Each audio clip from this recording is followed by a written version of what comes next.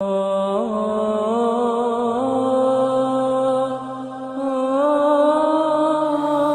बिन मनहत राज़बी शहदाए Karbala में से हैं। एक बहादुर और दिलेर मर्द और घुड़सवारी में बेनज़ीर थे। बसरी शिया और अमीरुल मोमिनीन अली अलैहिस्सलाम के साथियों में से थे।